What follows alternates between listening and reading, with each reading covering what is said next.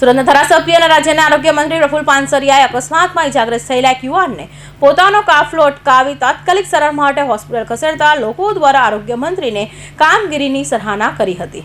સુરતના ધારાસભ્ય આરોગ્ય મંત્રી પ્રફુલ પાનસરિયાની માનવતાભરી કામગીરી આંખે ઉડીને વળગી છે. રવિવારે રાત્રે 8:15 વાગ્યાના આરોગ્ય મંત્રી પ્રફુલભાઈ પાનસરિયા મહુવા તળાજા ગામના સ્નેહ મિલન કાર્યક્રમમાં હાજરી આપી પરત ફરી રહ્યા હતા. આ દરમિયાન એન્થમ સર્કલ પાસેથી પસાર થતી વખતે તેમની નજર રસ્તાની સાઈડમાં પડેલા એક 20-22 વર્ષના યુવાન પર પડી હતી, જે અકસ્માતના ભોગ બન્યો હતો. મંત્રીએ તાત્કાલિક પોતાનો કાફલો થોભાવી દીધો હતો અને નીચે ઉતરી યુવાનની સ્થિતિ જાણવાનો પ્રયાસ કર્યો હતો. સ્થળ પર હાજર લોકોએ જણાવ્યું કે ભારે ટ્રાફિક હોવાને કારણે એમ્બ્યુલન્સ આવવામાં વિલંબ થઈ રહ્યો છે. પરિસ્થિતિની ગંભીરતા સમજી મંત્રીએ સમય બગાડવાના બદલે પોતાની સાથે રહેલી પાયલોટ જીપમાં જ યુવાનને સુવડાવ્યો હતો. પોલીસ જવાનોએ તાત્કાલિક યોગી ચોક સ્થિત સમર્પણ હોસ્પિટલ પહોંચવા આદેશ આપ્યો હતો. હોસ્પિટલમાં પણ ફોન કરી આગોતરી જાણ કરી હતી, જેથી સારવારમાં વિલંબ ન થાય.